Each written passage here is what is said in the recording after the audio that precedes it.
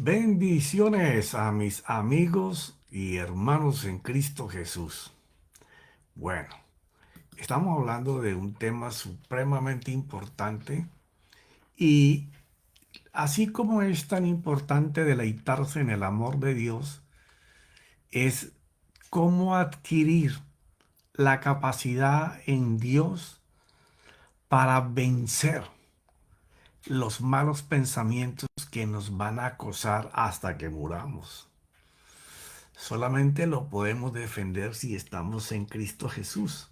O sea, el mismo que resucitó a Jesús es el mismo que nos ayuda y es el que puede lograr vencer que nuestra manera mala de pensar, que es donde se forman las ideas, los conceptos y los deseos de hacer, nos lleven siempre al asiento del pecado.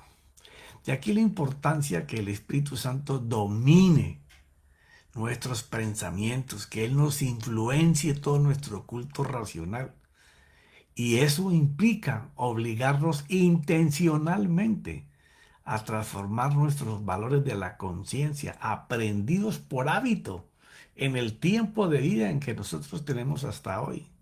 Cambiar todos esos hábitos por los principios del Señor, eso no es un soplo y ya, no. Eso se necesita un trabajo continuo de Cristo, que es el verbo, la palabra y el Espíritu Santo. Nosotros intencionalmente buscando que Él pueda transformar nuestra mala manera de pensar en la manera en que Dios piensa, por los principios de Él. Porque siempre la batalla se debe ganar primero en tu mente. No importa el área de tu vida en que tú estés fallando, cayendo o estando por tiempo ahí sintiéndote perdedor. No, si tú no eres capaz de cambiar tu manera de pensar, siempre tu mente te va a hacer guerra para llevarte a la pérdida. Por eso es que el que decide cambiar tiene que estar dispuesto a sacrificar la manera en que oye, ve, discierne, habla y hace. Porque ese es el hombre viejo, la naturaleza caída. Aunque para llegar a la victoria tenga dificultades, procesos, eso no indica que si tú ganas la batalla de la mente de la mano de Cristo y el Espíritu Santo, aunque tus dificultades o procesos lo vivas externamente de tu cuerpo, tu guerra está en tu interior. Lo que tienes que saber es qué formas, qué fuerzas de Dios son las que tienes que encontrar para poder vencer.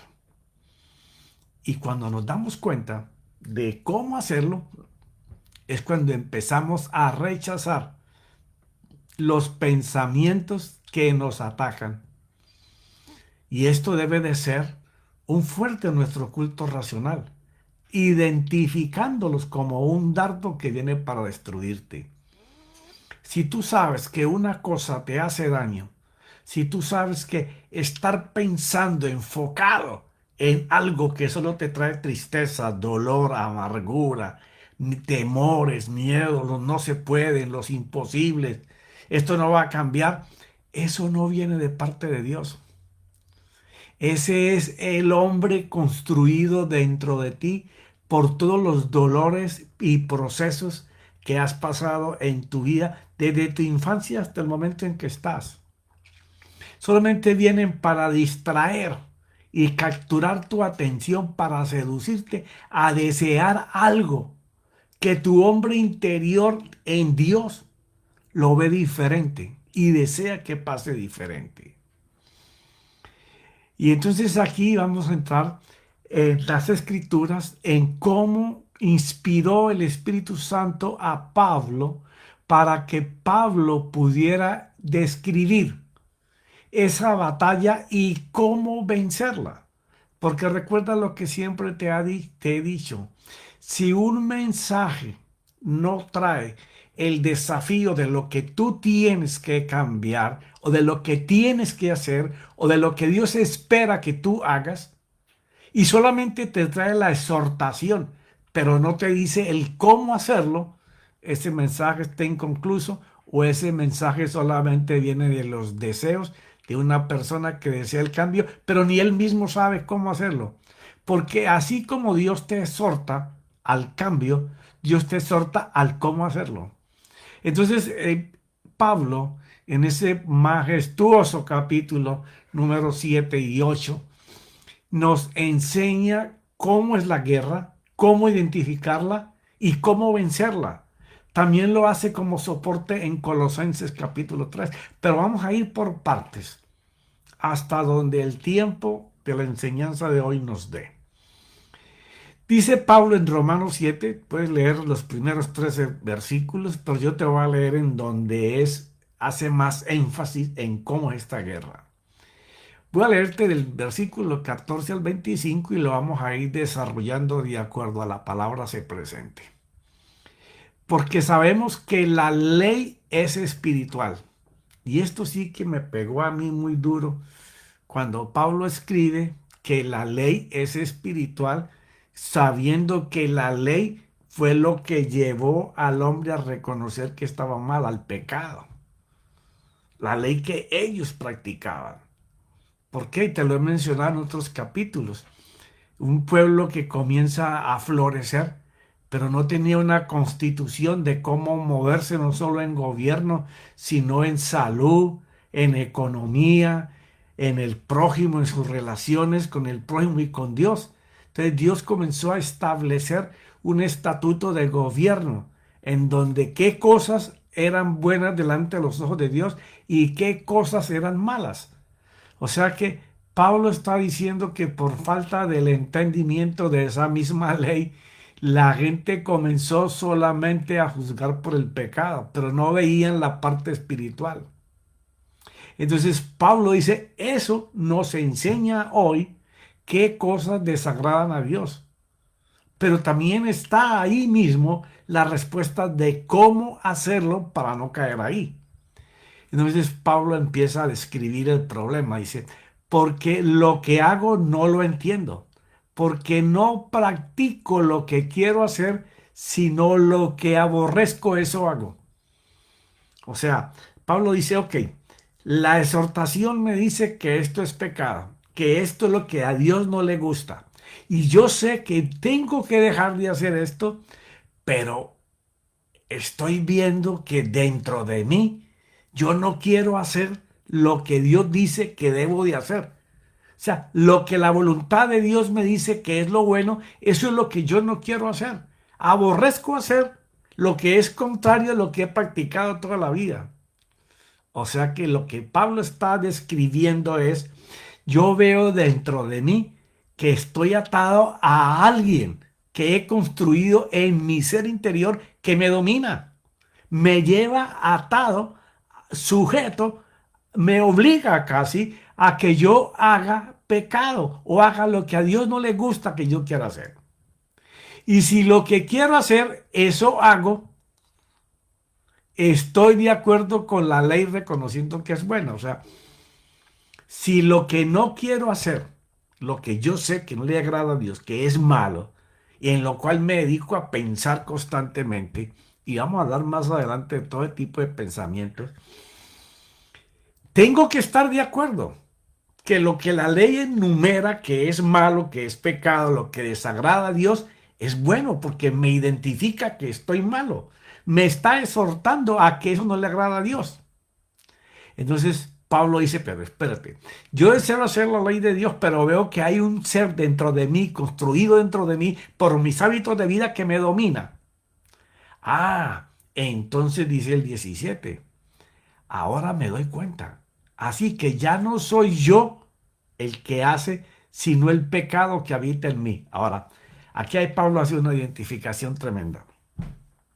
Porque está dándose cuenta que por primera vez él se da cuenta de que el pecado está ocupando dentro de su ser un personaje que no es él, que se ha construido en el tiempo por los hábitos y por las decisiones o por el sistema en que hemos vivido, un personaje que no es la persona que Dios creó.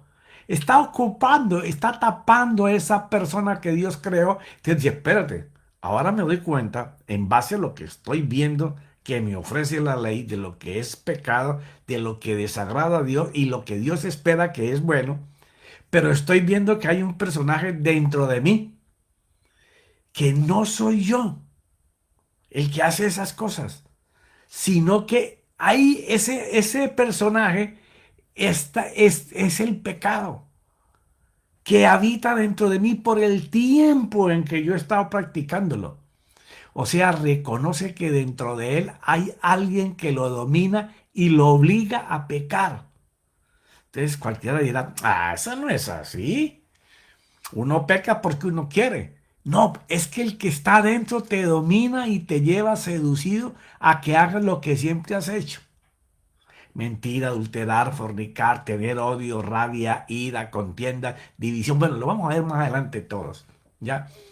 Porque has practicado, se ha construido dentro de tu ser un ser que domina tu culto racional y te lleva cautivo a que hagas eso. Entonces dice en el 18, porque yo sé que en mí, es decir, en mi carne. Y aquí es bien importante, aunque te lo he dicho muchas veces, esta palabra de carne, es el lugar, el asiento irregenerado donde habita el pecado. El pecado no hace parte de ti. El pecado vino a ti porque tú le abriste la puerta y ahora está sentado, entronado en tu culto racional, obligándote repetidamente a hacer pecado. Entonces Pablo se da cuenta de que ese personaje lo construyó él a través de su mente, de sus pensamientos, que luego se transformaron en deseos. Deseos que lo llevaron a deseos malos. Y lo dominó hasta hacerlo pecar.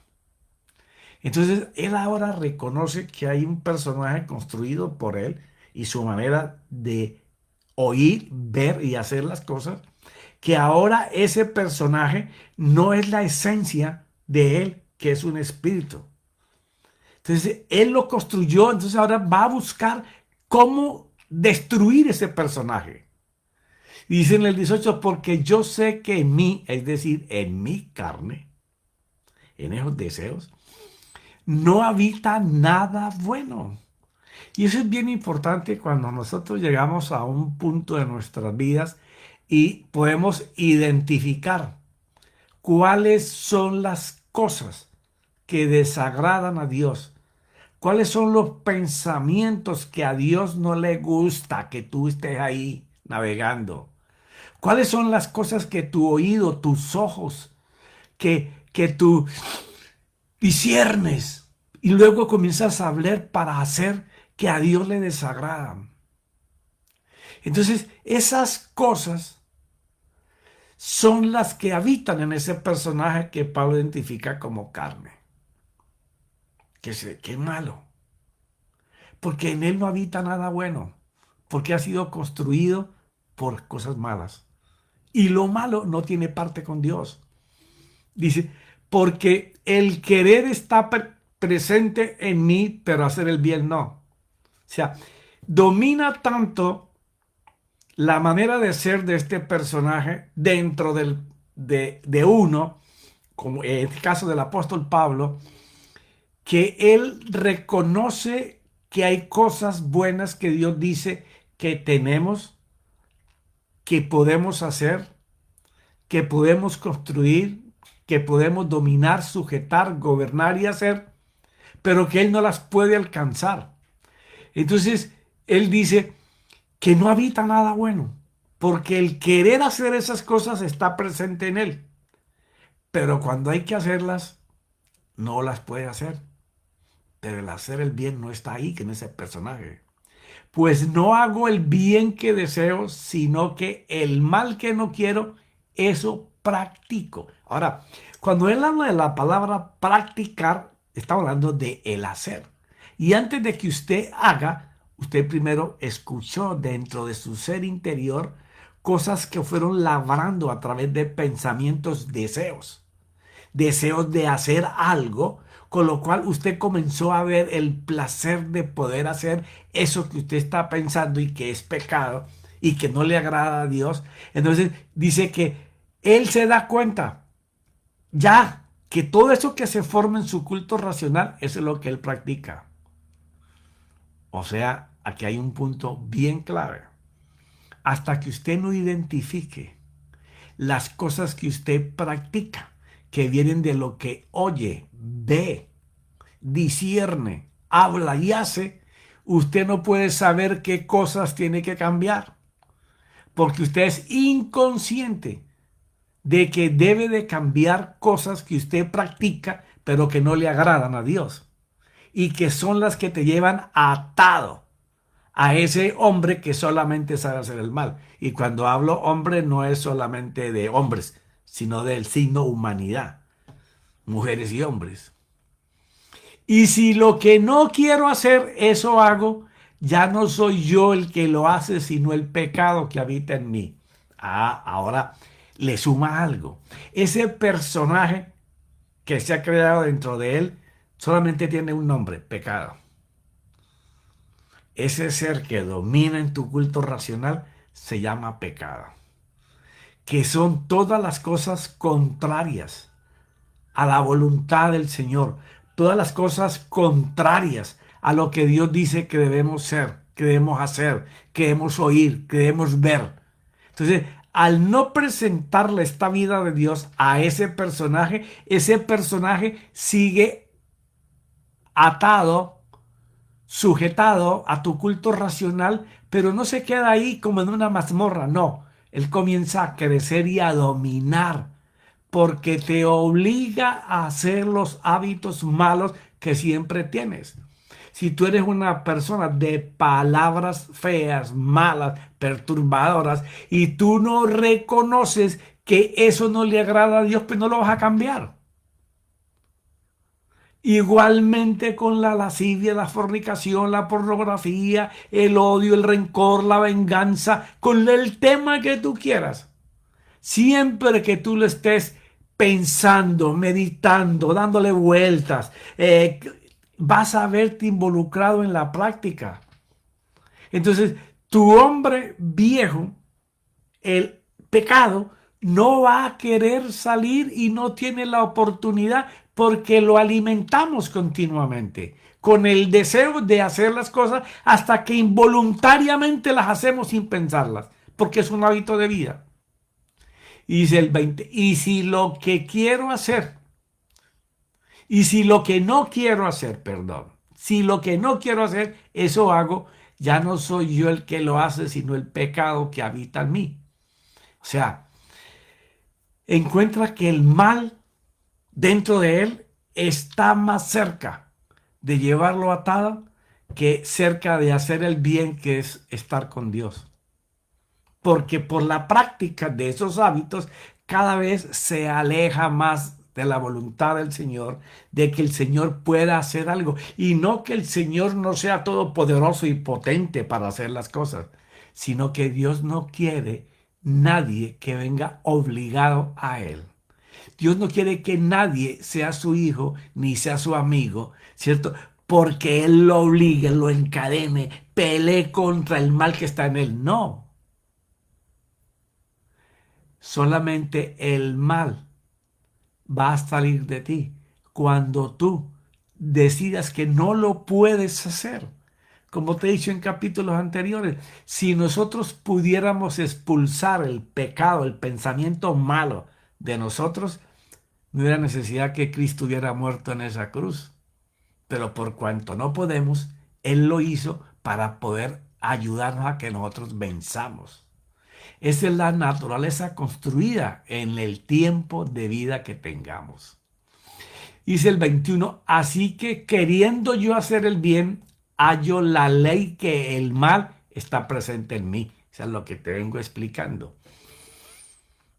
O sea, hasta que no nos demos cuenta conscientemente de que el mal que habita en nosotros es una práctica de hábitos de vida desde que empezamos hasta el día de hoy, no va a ser posible que tú lo expongas para que sea destruido, que es lo que Pablo habla en Romanos 12:1, colocar vuestro culto racional en sacrificio completo, a ser destruido, quemado.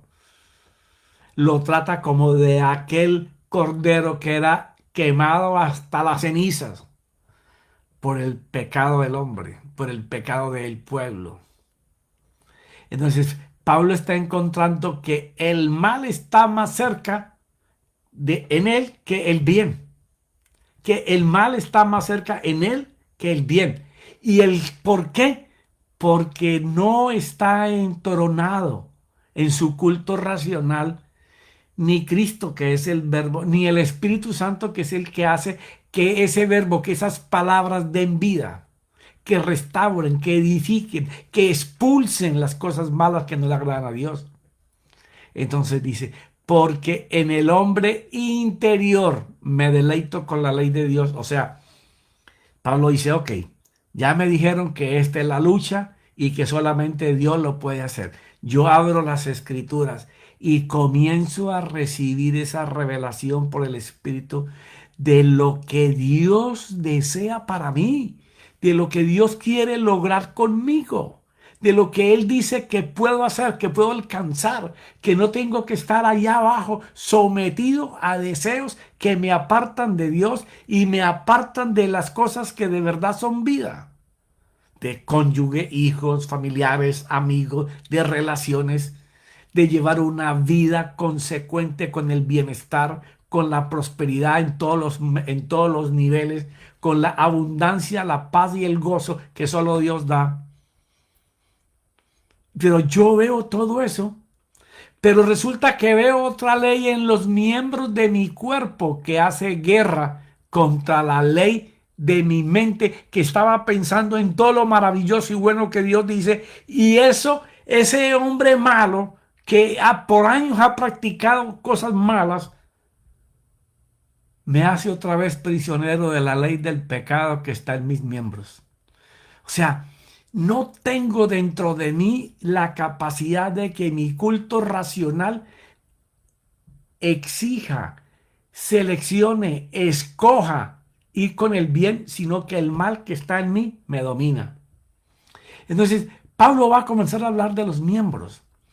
Y la palabra miembros en la escritura, en ese capítulo y en ese número 7, Pablo usa del griego la palabra melos, que son los miembros físicos que transportan la impresión de lo que tú oyes y ves, leyéndolos y entendiéndolos al convertirlos en pensamientos. Porque lo que tú oyes y tú ves, o tú puedes discernir algo, ¿cierto? Tu culto racional lo va a transformar en un pensamiento, en una idea, en un concepto, y ahí es donde te cautiva. Ahí es donde te puede llevar a hacer el bien o el mal. Y Pablo dice, cuando yo estoy leyendo las escrituras, me cautiva hacer el bien, pero cuando las dejo, veo que comienzo a hacer el mal. Entonces, habla de los 5 sentidos. Los miembros de los que Pablo está hablando son los 5 sentidos. Oídos, ojo, olfato, gusto y tacto. Los mismos que vencieron a Adán y a Eva. Los llevó a pecar. ¿Ya? Porque él comenzó a ponerle el oído a las palabras que Satanás le hablaba. Y entonces sus ojos se abrieron a ver que eso era bueno, agradable. Y entonces luego quiso gustarlo, comerlo, hacerlo, practicarlo. Y entonces se dio cuenta que se había alejado de la presencia de la misericordia y la bondad, la compasión, el gobierno y el dominio que Dios ha puesto sobre él. Pero no fueron creados para esto. Dios los creó, estos 5 sentidos, para gobernar y sujetar. Dice que aún al mismo diablo o a la serpiente antigua, y se lo advirtió, mira, esto que te estoy colocando dentro de ti es tan poderoso, si tú estás en mí, que vas a dominar y a gobernar hasta la serpiente antigua. Como también pueden hacer agentes del mal, esos sentidos, también pueden ser de bendición. Cuando permitimos que la palabra more en abundancia, y esto es importante. Usted no puede cambiar su manera de pensar si usted no puede reemplazar un pensamiento que te acecha de mal por lo que Dios dice sobre esa área. De allí la importancia que siempre Pablo nos habla en todas sus cartas de estar lleno de Cristo, la palabra en abundancia. Porque si nosotros podemos usar la palabra de Dios delante de esas batallas, nosotros podemos ver lo que transportan las palabras de Dios. Porque una vez que tú oyes con el oído que Dios nos da para ver las cosas espirituales, tus ojos se abren y puedes ver lo que Dios tiene en gloria y en herencia para ti, que es lo que Pablo hablaba en Éfeso cuando le decía a la gente: yo sé que ustedes tienen fe, pero tienen una guerra tremenda, y hoy he doblado mis rodillas delante del Padre Dios para que les abra los ojos del entendimiento y puedan ver la herencia gloriosa, maravillosa que Dios tiene para ustedes. Y entonces a renglón seguido les habla de que eso no lo hace sino Cristo y el Espíritu Santo. Para poder oír y ver los planes de bendición y no de calamidad que Dios tiene para nosotros. Esa es nuestra herencia. Estar llenos de esperanzas de Dios que solo edifican una fe en crecer, en ir venciendo. Así como el hombre tiene que tomar en cada día y en todo momento decisiones, que esas decisiones que toma todos los días sean según los buenos deseos de Dios, lo que Dios desea darnos. Porque las esperanzas de Dios siempre van a ser buenas. Su misericordia va a ser para alegrarnos, para gozarnos, para bendecirnos, para avanzar, para lo que Dios busca es darnos algo mucho mejor de lo que nuestro corazón pueda imaginar, pensar o creer que podemos recibir.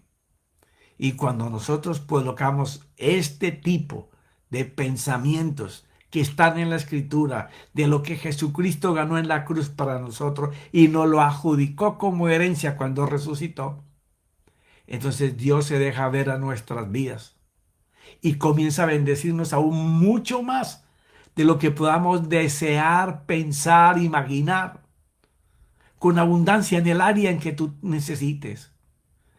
Y aunque suframos un poco por la transformación de dejar al hombre malo, de pecado, atado, para que no nos pueda hacer daño, que es lo que Pablo habla en 2 Corintios 10, 5 y 6. Que solamente Cristo, la palabra, el verbo, es el que puede sujetar lo malo y llevarlo prisionero ahí y tenerlo sujeto, atado, para que no pueda hacernos combate. Aunque suframos por un poco de tiempo esos ataques, vamos a vencer si estamos en Cristo. Entonces Pablo cierra ese capítulo 7 diciendo: miserable de mí, ¿quién me libertará de este cuerpo de muerte? O en otras palabras, desdichado de mí, ¿quién me librará del poder de la muerte que está en mi cuerpo mortal, en ese hombre de pecado? Y dice: gracias a Dios por Jesucristo, Señor nuestro. Así que yo mismo, por un lado con la mente sirvo la ley de Dios, pero por el otro con la carne la ley del pecado. Él identifica ahora que hay un cuerpo dentro de él que se llama pecado y que está construido por los hábitos de vida desde la infancia hasta el momento en que estés hoy, pero que ese personaje puede ser sujetado, encadenado y encarcelado para que no nos haga guerra si se lo entregamos a Jesucristo. Y cuando habla de palabra Jesucristo, está hablando de salvación en esa cruz y la resurrección del Señor. Porque lo que está en esta dispensación es Cristo, el enviado, el que Dios dijo que vendría a salvarnos, la palabra de Dios. Ese todo lo puedo en Cristo que me fortalece, es todo lo puedo en una palabra de Dios que me da la fuerza para poder vencer. Por eso es que es tan importante que las palabras de Dios moren en nosotros en abundancia, para echar mano de ellas en los tiempos malos. Entonces ya Aunque tú vas a identificar lo que es el hombre viejo que te sujeta a pecado, también vas a identificar cuál palabra de mi Cristo libera y encarcela ese pensamiento para que no me atormente. Y esto no es de una sola vez y ya no vuelve otra vez a venir, no. Cada vez que tú alimentes al hombre malo con un pensamiento, él se va a levantar. Es la constancia, la disciplina, la permanencia de estar hablando esa palabra contra esa debilidad que te acosa, contra esa sensualidad que te ataca. Es estar preparado para hacer defensa. Pero hablaremos de esto la próxima semana porque es importante aprender a dominar en Dios al hombre que nos sujeta al mal y dejar que Cristo lo sujete, lo encarcele, lo esclavice y tenerlo allí hasta que partamos con el Señor. Esto es una lucha en nuestra mente hasta que nos vamos con Él y seamos una criatura completamente nueva en gloria, como cuando fue creado el primer hombre. Pero para eso, esta batalla es hasta el final. Profeta, una batalla, sí. Es una batalla en donde tú decides qué pensar, en donde tú decides qué dejas anidar en tu mente. Si dejas anidar al mal o dejas anidar a Cristo. Si dejas anidar al Cristo, el Verbo de Dios, el Espíritu Santo, va a tomar control y dominio de tu culto racional para que cambies tu manera de pensar y en ese corazón se siente el hombre de virtud, el hombre de victoria, el Hijo de Dios. Ok, mis amados, bendiciones y que mi Señor Jesucristo los abrace, los bendiga y los lleve a meditar en estas escrituras, a identificar lo malo y empezar a sujetarlo en Cristo Jesús. Gracias Espíritu Santo, gracias Padre, amén.